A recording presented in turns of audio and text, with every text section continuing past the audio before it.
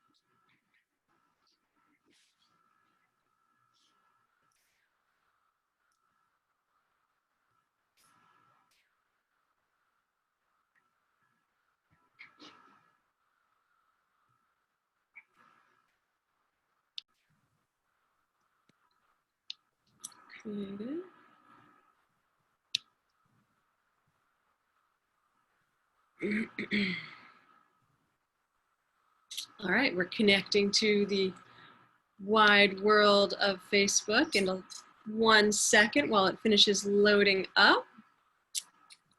As soon as that does, we will get started.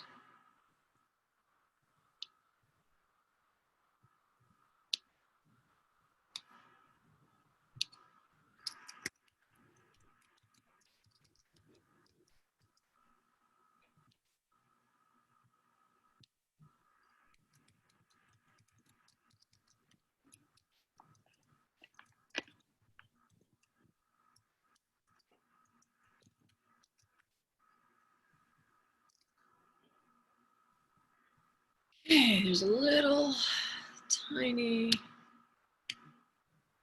here we go.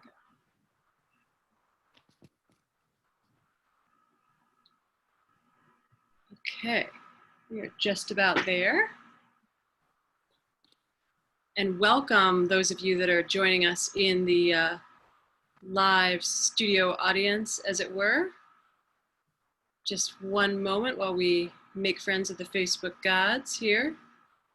Okay, great. So we are live and our recording is going. So welcome to Connect and Create, episode 27. I'm thrilled about the guest that we have here today. Thrilled about the people that we have in our audience as well, some very special people. And those of us that will be joining on the Facebook Live. Thrilled to have you here as well. So as I mentioned, this is episode 27 of Connect and Create. And I'm thrilled and honored to be here today with you, creating a platform for artists and entrepreneurs to be able to share who they are, have a moment of limelight, and tell their story. And I'm also very thrilled. I have just been approved for a grant award from the Fulton County Council for the Arts that has recognized this as a additional option for arts and culture for the city of Atlanta and Fulton County. So we're in the process of getting all that straightened out, but preemptively, I'm thrilled to be a recipient of that award. So Nadia, before I introduce you formally, is there anything that you'd like to say to be present? I know. Thank you for having me, and thank you to those who are watching today. And this is just fun, and I can't wait to dig deeper. Okay. Well, great. Well, before we go much further, I'd like to introduce Nadia.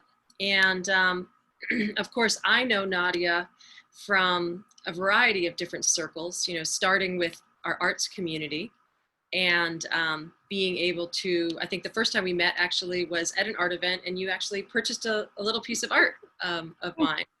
And so that was a great introduction, of course.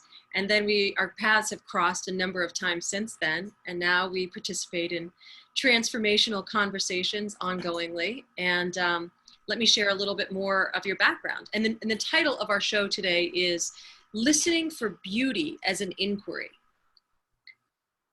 So Nadia was born and raised in Casablanca, Morocco. and moved to the United States as a teenager and spent most of her time up and down the East Coast. And she enrolled in Old Dominion University in Norfolk, Virginia, majoring in political science and African American studies. Her interests in the civil rights movement and history brought her to Atlanta. Ah, similar. I had a very similar interest, which was one of my motivating forces as well. She landed her dream job as the general at the Loudermilk Center, and which is known as the space where Atlanta's business and civic leaders come together to create the future of Atlanta. She also coaches nonprofit and business leaders on fundraising, sales, and revenue generation. Nadia stands for the possibility that that around her people thrive and expand. So welcome, Nadia. And before you tell us a little about yourself, would you like me to play that music, or do you want to start by telling a little about yourself? Yeah, I kind of want to create the background of like the context of what we'll be talking about, and also to give you and my friends like a glimpse of what formed me. And so yeah, go ahead and play that little. So it's a solo by Toumani Diabaté, who's a very famous kora player in Bamako, and this was at a BBC concert in Europe a couple years ago. So I hope you enjoy it and just get us all present to beauty. One quick second while I just get that up there. Better to share first and then enlarge rather than enlarge and then share, because you can't see the. Okay. Great.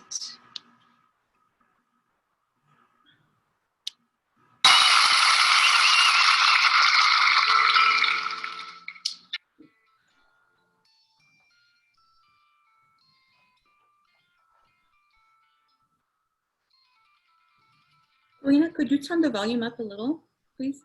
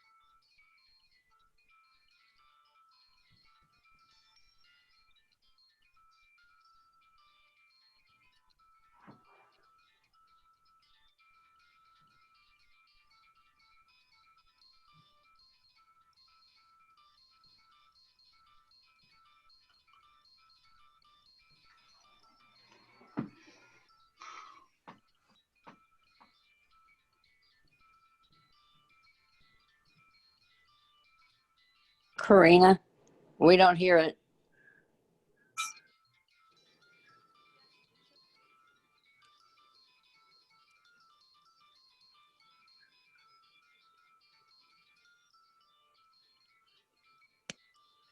Karina, did you hear me tell you that we don't hear it? We don't hear you either. Yeah, so in the text that we can't hear it.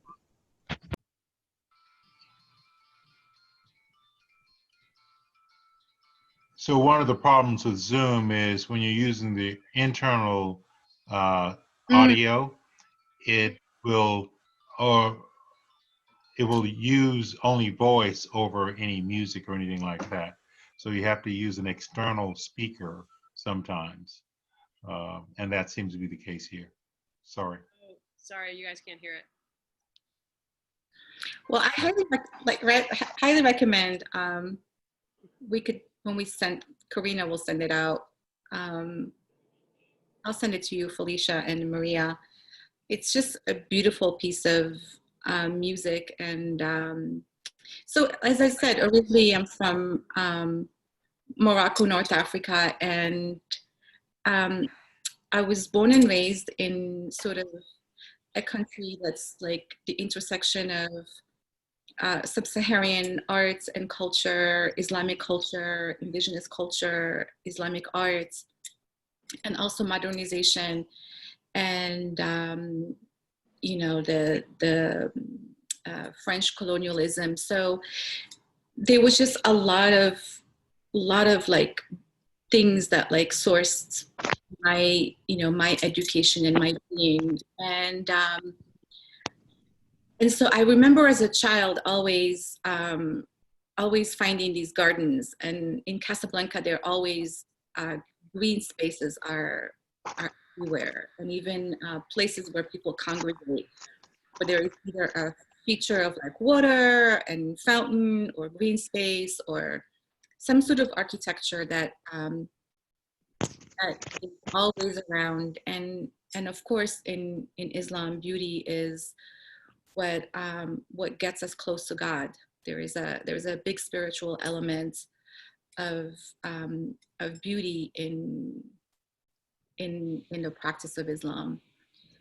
So yeah, and so I grew up in these two worlds of like beautiful aesthetic, and then culture and history, and then things that we don't see, the invisible beauty that's also there, and that's that, you know, that I discovered as a child. And then I came to the new world, to America and the West, and then the measures of beauty are very different, and so that's kind of what I've been like dealing with, or like inquiring about over the past about the past years. Like what is this world of beauty? And a little bit about me. I work for the United Way. I'm the general manager at the Loudoun Milk Center, and I love what I do, and I love connecting with, you know, community leaders and volunteers and nonprofit leaders, and I really see how this person that was born in a different continents and different city, that actually lives in the city and gets to make a difference in the city. So I love Atlanta. I love its generosity. When I came here, I came as a refugee. I would say I came to heal. I came to really to discover myself, and as somebody that's an immigrant, it's very easy to pack up and go. Like we're used to the getting up and going and packing up and going and discovering something new. So really grateful for the city and grateful for how it's formed me.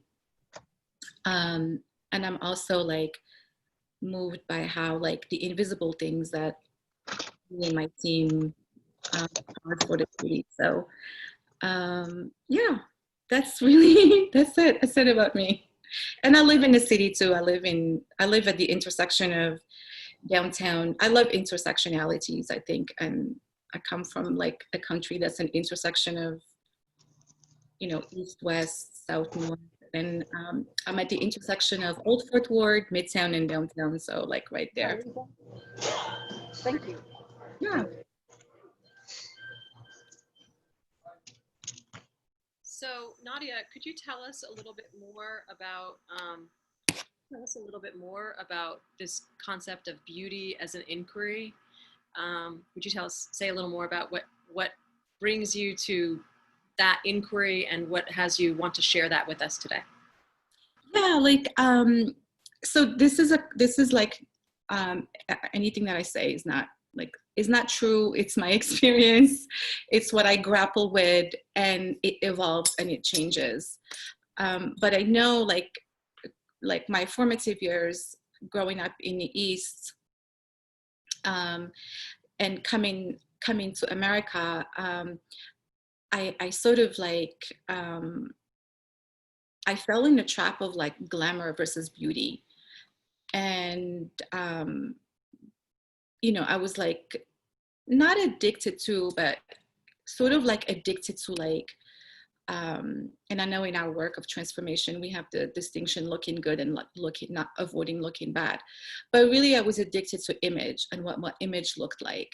And so everything that I did was formed by my image and how I looked. And that like left me really empty and left me really, really unfulfilled. But I also remember, you know, I was married, and this was before coming to Atlanta, and I was in an abusive relationship. And I would remember how how like after a night of like, you know, tremendous abuse, and I would get up in the morning to go to work, and I remember vividly how I would open the door and really see like the light coming in. Like I would leave as early as possible. Now you can't get me to get up at 5, but back then I would be so happy, like so enlivened, that at 5:30 a.m. I can just open the door, you know, quietly so I don't wake him up. And then I see the daylight coming through, and it's almost like there's this beauty that also said something about something is complete, that night is over. And I remember going down the street and going down like, you know, the avenue and looking at buildings and looking how beautiful they are and green spaces and making contacts with people and like just finding beauty everywhere that was around me. And it was like, it really sourced me to kind of get away from what I was dealing with. And it was sort of, it was something that was like the source of my well-being, that like, obviously I left that relationship, and that's why I came to Atlanta. And that's what I say about being a refugee. So I remember like, I saw how early on in my life, like, even though I was dealing with like these like really dark circumstances, and that I can find something, like I can, like as uh, Pascal once says, in difficult times, carry something beautiful in your heart. So there would be something there. And then when I came south, and then, you know, I got out of that relationship and I really became like, I created my life and I was successful. I got disconnected from that.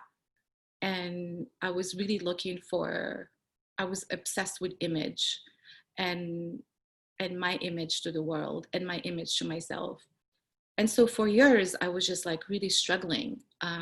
Didn't matter like what I've created for myself or my success, my contribution to society. Like there was just a disconnect. So, so yeah, so I'm really looking at like going back to like, I'm interested in like, what is my inward say about my outward, and how is it that if I, what would it be like if I lived a life where I not look for beauty, but like really listened for it, that it showed up everywhere in my life and it was around me. And then who I was in the world is someone that really, you know, in our work, when we talk about a stand, that being a stand for that, like, who would I be if, what would the world be when I'm present and when I'm operating from that context versus, you know, image and, you know, glamour. And, you know, I'm reminded of that song that Solange talks about is, I maxed my credit cards. I bought a new dress and I thought that would make it better. But cranes in the sky. It's about cranes. It's about like, she bought these dresses and she bought these shoes, and I love shoes and I love dresses.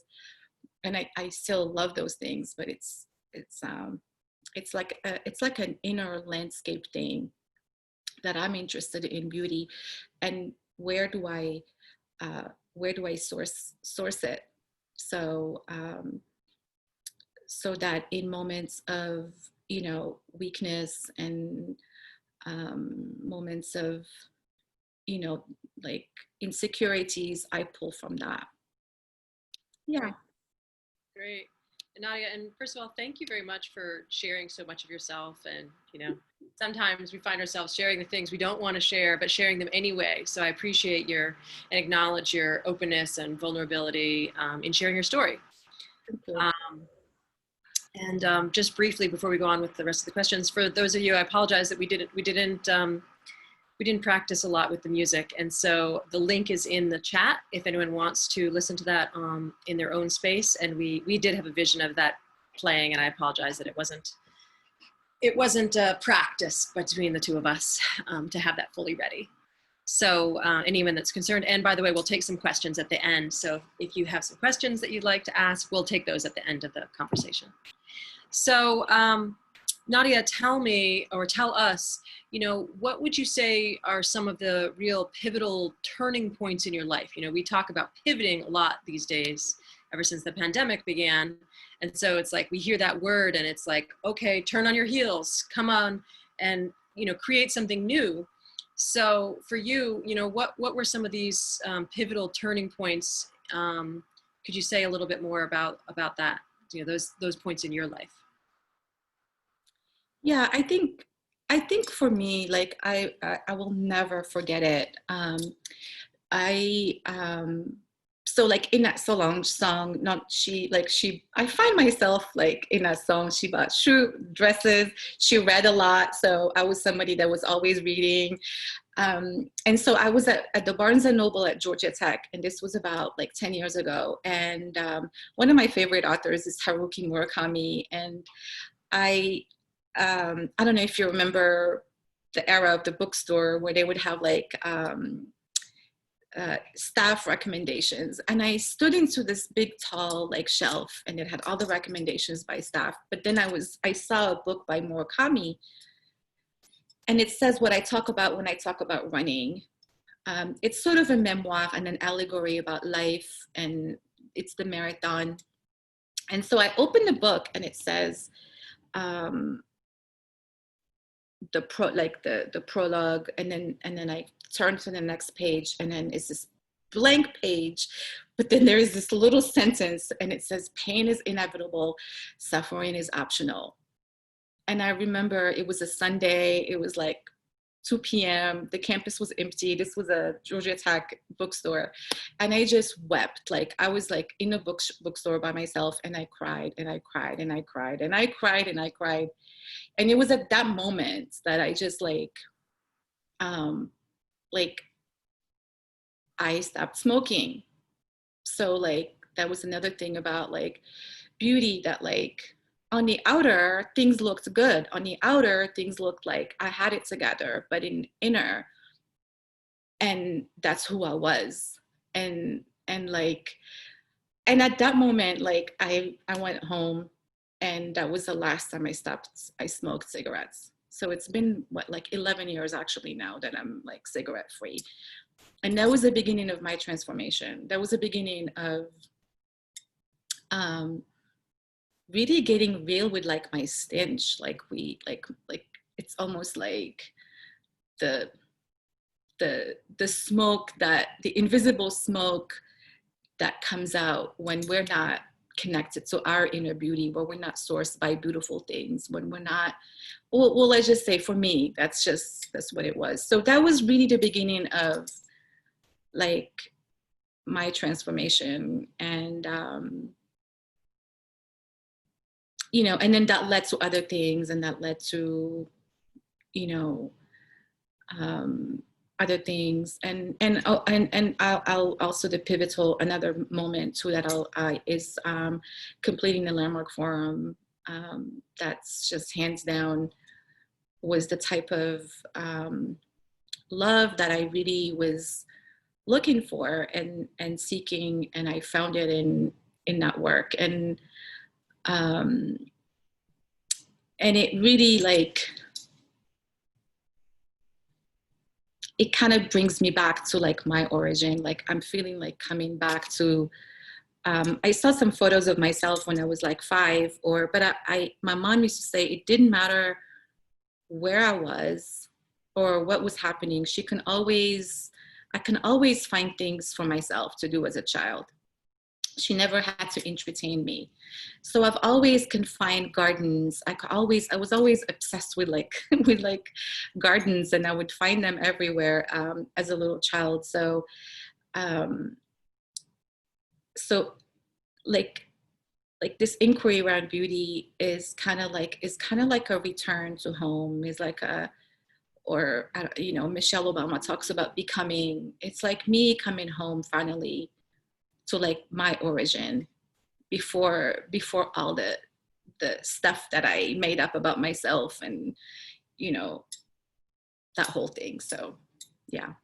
I don't know if that makes sense, but yeah, I'm just in this journey, like I say, like listening to the whispers of beauty around us. I went to Whole Foods the other day actually, and typically I don't buy flowers from Whole Foods. Like by the time I walk out of there, it's like, you can't leave Whole Foods without spending $100 minimum. And I walk out of, and I was like, oh my God, these beautiful gladiolas with this beautiful magenta pink, it was just calling me. And it was almost like that whisper, pick me, pick me. And so I picked the bouquet and I said, I'm gonna do this for myself. And I want some magenta in my space. I have a lot of greens and blues. And so I'm shopping, I get to the register, and I make this eye contact with the cashier, and now we have the masks. And I love it because growing up, my grandmother used to wear it's called hake. So it's not like the chador or what you would see like in other parts of like the Arab states. But in Africa, it was a little different, especially in North Africa. But I watched my grandmother when we would go to the market, and how they communicated with other women and other men through the eyes. Like there was always this and it was so beautiful how they can just send these messages and affirming messages. And so it was like this affirming eye contact with the cashier at Whole Foods. And so she rings it up and then she deletes it. And I said, okay, I figured maybe it was the wrong price. And then she calls somebody in, and they have this conversation, and I'm bagging my things because I brought my bags. And then she turns around and she said, ma'am, these are for you. You don't have to pay for them. We're giving you and it was just like that. Just like that. It was, these are for you. And so, so they're actually here, and I'm enjoying them. And some of the flowers are wilting, and I don't know if you could see them. Yeah, some of them are, are wilting, and they're getting older, and they don't have that bright magenta that they did in the beginning, and they're still beautiful. And a reminder that like listen for the whispers of beauty, and maybe that like wherever I go, there is beauty as a possibility. What would that be like? Beautiful. And yeah, like how like I become kinder when I'm surrounded by beauty, and gentler. And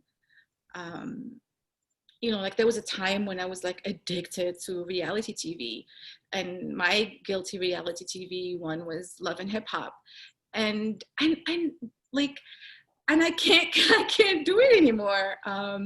It doesn't leave me, like there's a lot of glamour and fashion, and like but at the end, my soul is not sourced so that I can have harmony and gentleness and kindness with me and to others. So excellent. Thank you, Nadia. thank you. And thank you for sharing so vividly. And I'm glad that you showed us those beautiful gladiolas. And shout out to Whole Foods for the generosity. Definitely. Definitely. So let me ask you, you just shared one act of kindness, right? But what's another act of kindness that you'll never forget? You had mentioned there was these acts of kindness that you wanted to share. Well, so many. Like I'm so moved. But the one that that I'll never forget. I came to Atlanta in a Greyhound bus, and this lady we met in Washington D.C. at Union Station, the bus station, Union Station or Union Square, or anyway, the one in Washington D.C. And her family was like, "Will you keep an eye on her?" It was her son who brought her in, and she was coming to Atlanta, and I said, "Yeah." And so we came all the way, so like we crossed all these like states, and we never spoke. It was just like, I'm going to the bathroom, do you want anything, or can you watch my seat? It was that kind of experience. And then we get to Atlanta, and we're part away, and I say, you know, thank you, good luck. And then I hear somebody call my name, and she came, and this lady is like older lady. She comes and she says, she gave me $10, and she said, "This is for you." And it was just like, so 10 has a big significance in like Islamic art, and my birthday is on the 10th. So, and I have this relationship with 10, and it was just so beautiful and affirming. And I knew then that I was in the right place, and I knew then that I made the right choice. And it was right here, like at Garnett Station. And so I wish I remembered her name, but it was just like the kindness of strangers and her beauty. And like, if it were a film, it's like this, like the young me, and maybe she's like we're a version of each other. And we're just in this journey, and we don't say anything except, "Do you need anything?" at the bathroom stops. And so I'll never forget that, because that was what gave me sort of the grounding to, you know, to come home in a way. Great. Fabulous. Thank you very much. So listen, Nadia, what would you say would be one line message that you would like to share with the world? So I am, it's not my message, but it's a mantra and a message that I've been practicing, and everything is just practice. And it's from Lynn Twist, and it's what you appreciate appreciates. What you appreciate appreciates. That's great. Thank you. Awesome. Well, Nadia, thank you so much for all of your storytelling, for sharing your beautiful flowers with us, and your beautiful words and memories and journey.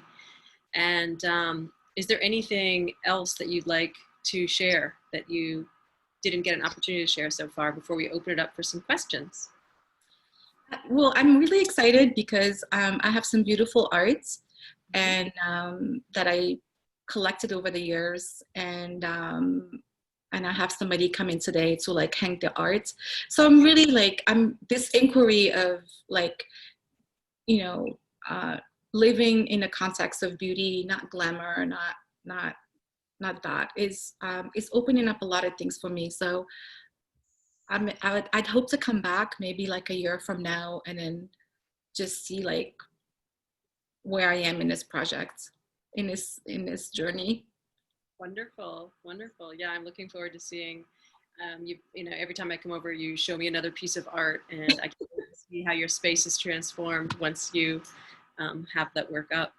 So wonderful. Well, thank you so much for all that you've shared with us. It's a pleasure to hear your stories, even the parts that were tough. You know, thank you for digging deep and sharing that, you know. Thank you. And anyone here in our studio audience that you have a question that you'd like to ask Nadia, feel free to either raise your hand. Maria's got her hand raised. All right, Maria, you're unmuted. Okay, can you hear my voice? Can't see your face, but we can hear your voice. Okay, great. And Nadia, thank you for sharing with us. And I have two questions. One is, will you distinguish the difference between glamour and beauty? And the second question is, you mentioned the difference between the beauty in Morocco versus the beauty in the United States of America. So I'd like to hear from you what the difference is. So the way I see like glamour, well, I mean, I'd like to look it up in the dictionary, but for me, like glamour is like the doing part of beauty, you know. So like I grew up in a culture, for example, where um, like even with women, like we have a tradition of going to the hammam, and there is something that's like everybody in the hammam is the public bath, and so there is some glamour in it, but it's not the Western concept where it's to change you, or it's for you to like it's for you to it's like to fix you, the obsession with like an image that's so perfect. But I remember vividly as a child, women going to the hammam and their heads would be wrapped, and they would have like underneath like dirty clothes. But there was something like really glamorous about that. And they would walk to the public bath and they would have all their buckets. So you carry all these buckets, and then you have your clothes that are like all wrapped in a beautiful scarf and then on your head, and if you have children. And it was something about the way they walked to go to like a space where women get beautified. And then you go to this public bath, and then they, you know, they spend hours, like going with my mom, it was torturous. It was like 3 hours in this like these rooms that are like it's like a sauna, and these kind of but I learned the art of beautification. I learned the art of like taking care of like your body. I learned the art of like, even when they finish the bath and they go to the cooling room with these beautiful like Turkish cotton type of towels that like absorb, even the towels, like they absorb the water without weighing you down. And then you have somebody that brings like an orange and like some rose water. And so it's kind of like that's kind of how I was surrounded by that type of like beauty, and it's a way of being, it's a lifestyle. And then coming to the West, it was like I became obsessed with you know, looking good, having the perfect clothes, having the perfect shoes. Even though I had an appreciation, I still have an appreciation for them, but it's the context where they come from. And it's all inside of like, what's the context? Is it a context of, so I can dominate you, so I can walk in a boardroom and, you know, look better than you, or, you know, or is it in the context of that I'm bringing compassion and generosity and kindness into the space, which is what I feel like those women did. They brought like it brought like compassion, beauty, like generosity. And then when they would walk back home, it was like a celebration. They would be all like lit up, and they're clean and they're washed, and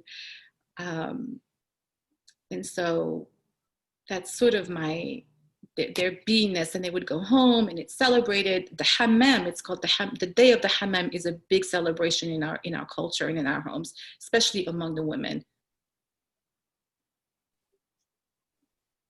Well, Nadia, thank you. Thank you so much. I am deeply grateful. And what I want you to know is that I am going to be listening for whispers of beauty.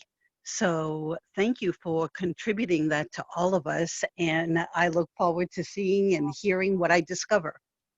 Thank you, Maria. Wonderful, wonderful. Well, any more questions? Looks like we lost Felicia, but Mike, any questions from you, Michael?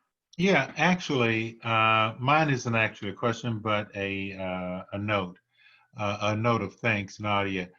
As Karina said, there's something about when people are allow themselves to be vulnerable that is enlightening for all and life-giving to all, because we all have traumas in life. And when you can, in a environment like this that is so open uh, and so not personal, to be able to be vulnerable and personal. And I saw you choking up, and I'm that kind of guy that I choke up easy. Yeah. But there's something beautiful about it, and that sharing was very powerful for me. So I appreciate your journey and your sharing it with us. So thank you. Thank you. Wonderful. And thanks for joining us. This is Michael Harris's first time. We'll be hanging art at his house Yeah. today. Yay! You'll be hanging. Yeah, she'll be hanging out at my house today. Oh, wow. We have to be invited for an art revealing. Oh yeah. Well, we'll be glad to do it. As a matter of fact, I have a piece of Karina's work out in my garden, and my garden is my refuge. And you know, I take pictures of it all the time, and I post it on Facebook and IG and all that. But it really is that place when you talked about you find gardens everywhere.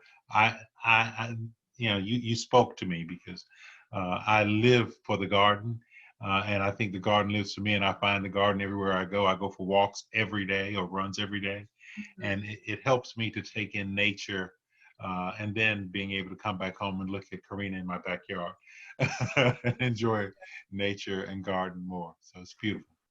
Love it. Thank you. Yeah.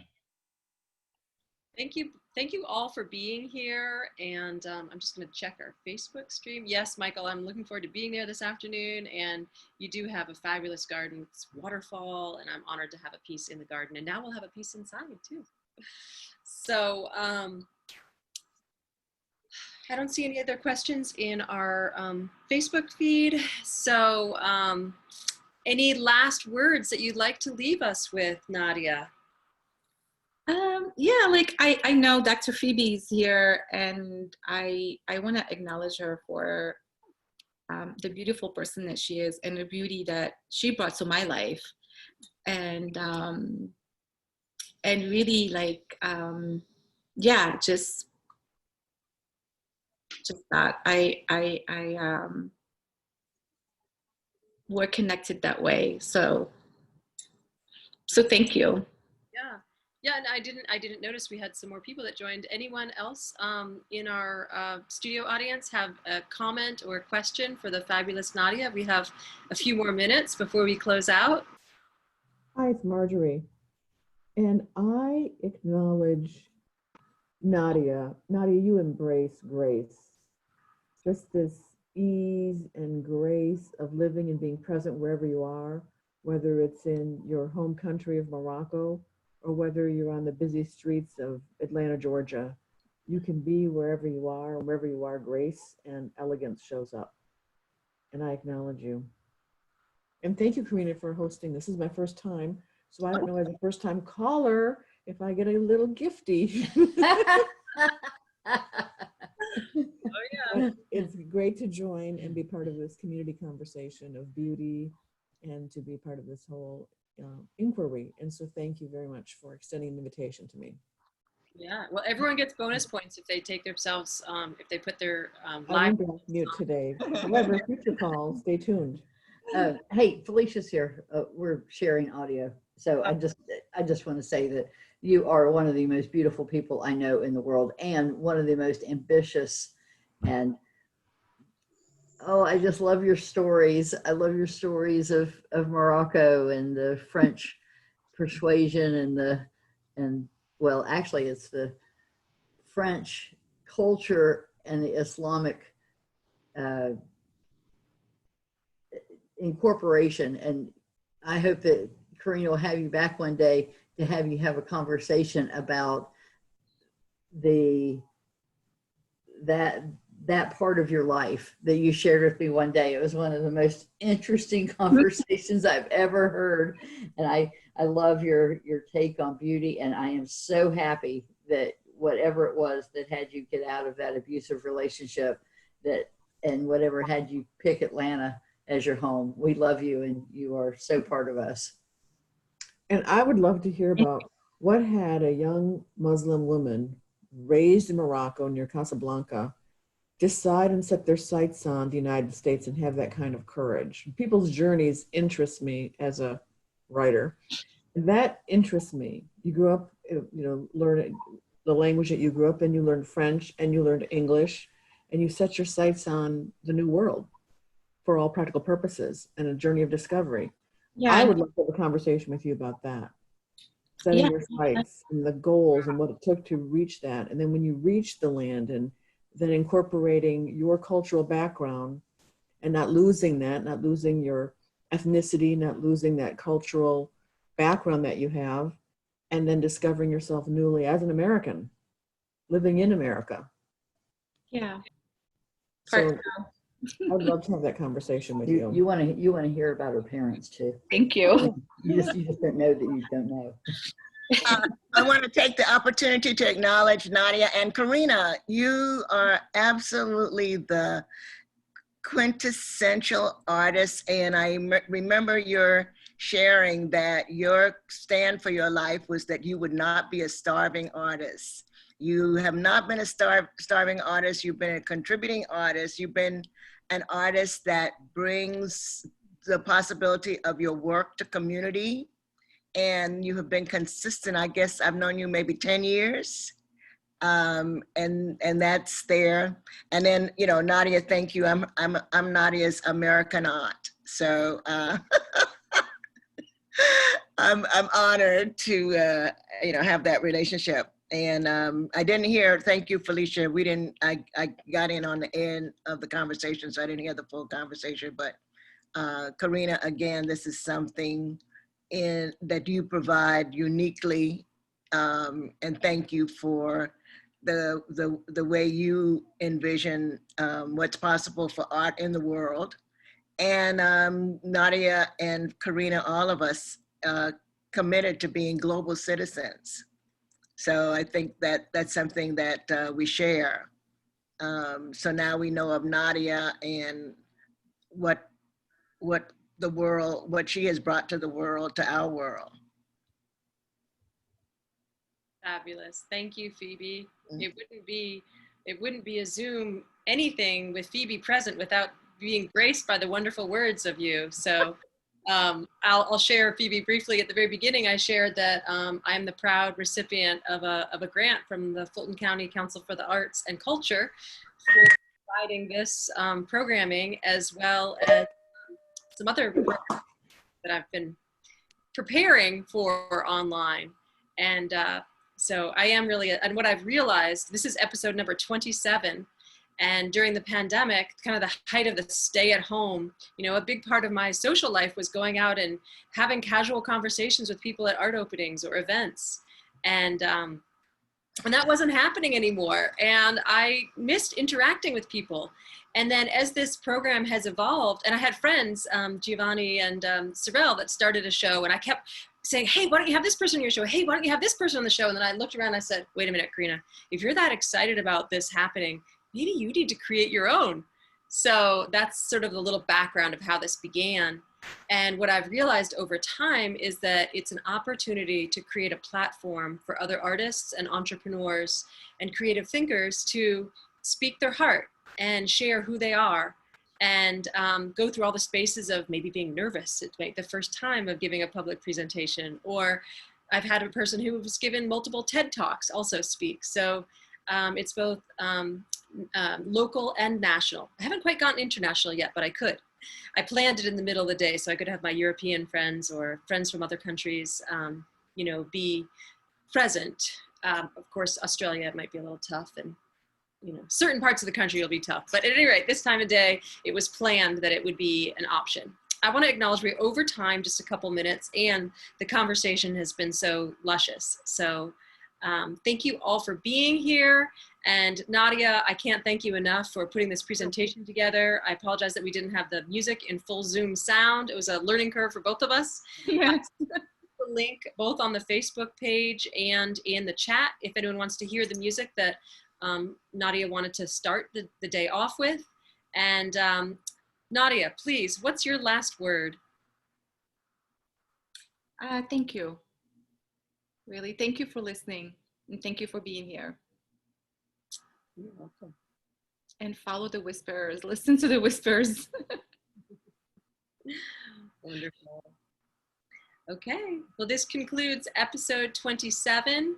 Come back next week. We have a local artist, Jeffrey Wilcox Hasilipin. I can never say his name properly. I'm going to learn between now and next week. And then the week after, we have an artist who's from Austin, Texas, who's writing a book about modern art and how we look at it. How do we look at art? So we'll have an artist next week and then someone who's speaking about art. So thank you all for being here, and come back next week. Tell your friends, bring your family, and we'll see you all soon. Thank you. Thank you. Bye-bye. Bye. Bye-bye. Hi, Willette. Thanks for joining us. Thank you so much. I'm sorry I was late. That's okay. I'll try to chime in next week. Oh, wonderful. Well, thank you. If this was your first time, thank you so much for Yes. being here. Yes. Okay, you're welcome. Okay. Bye-bye. Bye. Take care. Bye, Felicia.